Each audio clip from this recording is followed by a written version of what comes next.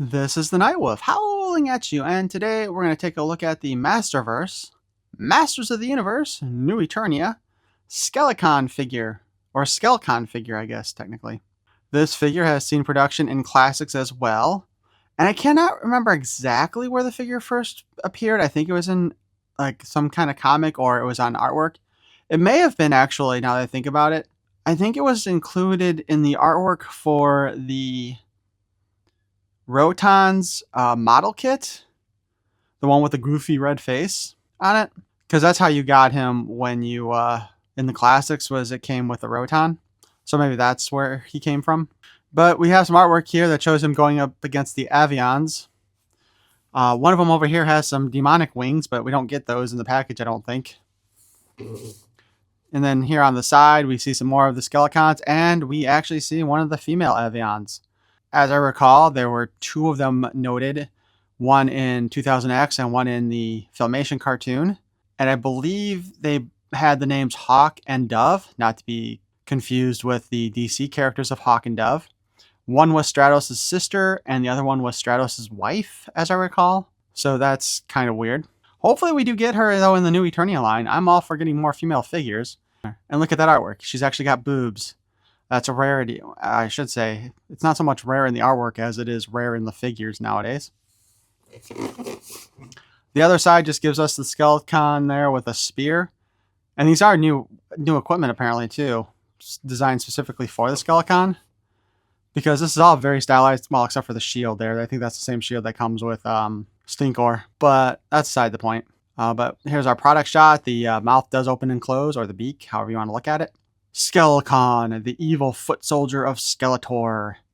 The horned demons from the dimension of Infinita have been summoned by their master Skeletor to scour New Eternia for the remnants of the power of Greyskull. I'm guessing that has something to do with the whole New Eternia storyline of Castle Greyskull blowing up. But anyway, let's go ahead and open this sucker up.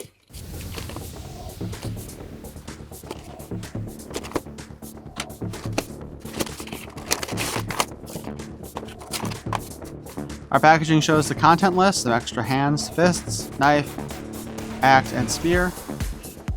And it shows you being able to put the spear in the holster back there.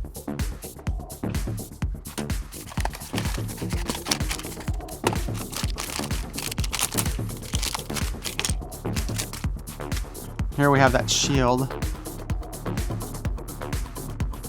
Standard Masterverse backing. The axe, which does look like it's using a jawbone, a sharpened jawbone, which, to be perfectly honest, I don't think that would work very well. Here we have the dagger, which looks like it's made from a toenail. On that part, maybe like some stone there. And of course, the fists. Just curious, how many of you out there who get these figures actually use the fists for anything? We also got the spear. On the plus side, the sheath for the dagger does actually come off the little peg thing there. So we can put it back on there, and I didn't tear anything.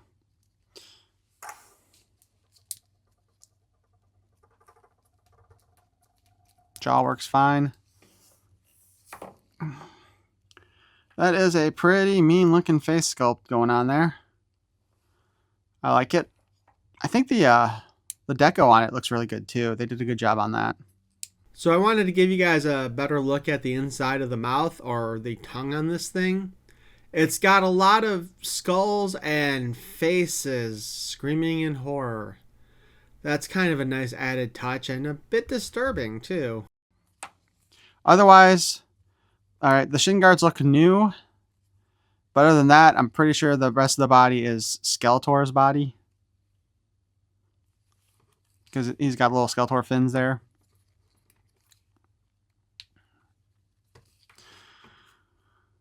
Articulation-wise, the head is on a ball joint. We'll note here that this covering on the head is actually a rubber and goes all the way around. Let's pop his head off. Or try to. As you can kind of see it here. Oh, geez. I don't even think it's glued on. Dude, can we take it off?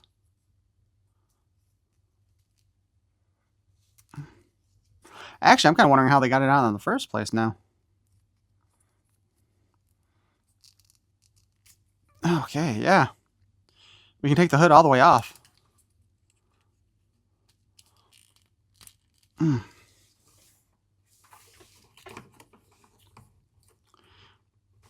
know what? Before we go much further,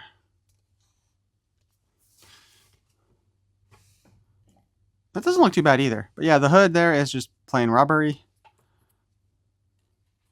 The deco goes all the way around the head, and it looks like the hood was probably put on and then the horns stuck on afterwards, because that would have made a lot easier than what I just did.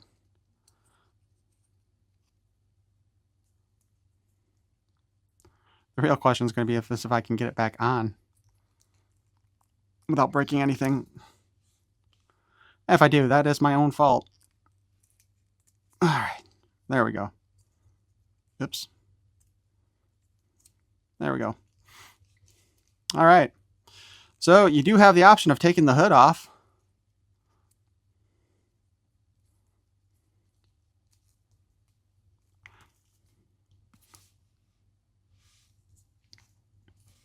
I don't know if it was sitting on there like this before or if I just totally screwed it up, but I think it actually was kind of messed up because I remember that the reason why I thought to take this off was because that wasn't sitting quite in sync. All right. So we did that. As you can see, that did have a ball joint and the slight hinge on there. So we get a little bit of movement. We can kind of look up and down, sideways. We've already played with the jaw a bit. It opens and closes. Beak's got some sharp teeth there. The harness does have a spot in the back to put his weapons. Or a weapon. The knife goes in the sheath like that, so that's fine. We do have a boob cut at the top here with a ball joint, so it can wiggle around quite a bit. Just like we have a waist swivel. The arms hinge up and down and spin forward and back. We can go all the way around. The harness does interfere with it a bit, but not a ton. Not too big of a deal. We do have a bicep cut, so we can spin the arm. We've still got double jointed elbows. Although, as we saw in the New Eternia Line, they've removed that from the female characters. So far, only the male characters with the bigger arms. And you know what? It's probably because this guy's just using the arms that already exist, that they didn't remove any of that articulation or give us a single joint. Hopefully they don't give us a single joint in the future. But we can spin the wrist, and we have an in and out hinge. We did the waist swivel already. He can kick up so far. The skirt is split in a manner that allows it to go up. He can actually kick back about that far. Not bad. We can kick out. The skirt piece does interfere a little bit with the out kick, because we could get almost a full splits otherwise. We have a thigh cut, which is nice. Like the thigh cuts. Double joint at the knee. There is a boot cut, so we can swivel that around. Then, of course, we have the hinge at the foot. It's really stiff on this one. And since it's pegged in there, we can also spin around. Of course, he does not come with a shield hand, so we're back to the whole trying to fit the shield into his... Ah, there we go. That was a lot easier than the previous time I had to do that.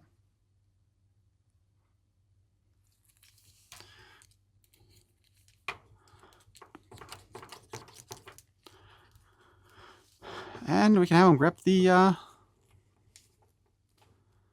spear. I think the designs for all the equipment looks really good. I do like it. I mean, the shield's kind of boring compared to the spear, axe, and dagger. The bone look to them looks great, although, again, I'm not so sure how well that would actually stand up to actual use in a fight, especially if you're going up against metal swords. Bones do break a lot easier than steel does. Face sculpt, I mean, honestly, this is pretty fantastic. And I do like that you can take the hood off. And, you know, getting it back on was actually pretty easy, so that was nice too. Overall, I like this figure. I ordered 2 of them since it is a troop builder. I am disappointed, though, to see that in the artwork they show one with wings and we didn't get that one. But maybe that'll be a future release. That would be kind of cool. Although, once again, I'm going to throw my hat in for the idea of getting a 2000X version of the Sorceress, please, in either this line or the Origins line. I don't care which. I just want a 2000X Sorceress. I like that we do have weapon storage on the back. I wonder if the spear will go back there. Yeah, as long as you keep the handle or the little wrapping in there, it'll stay in decently.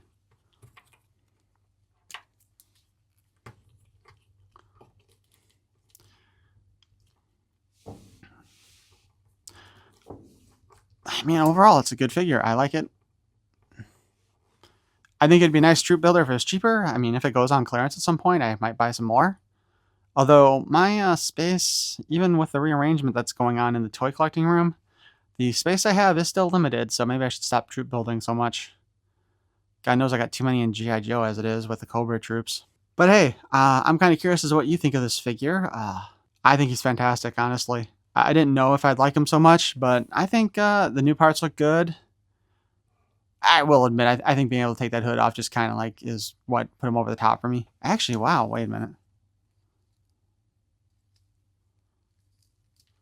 Oh, check that out.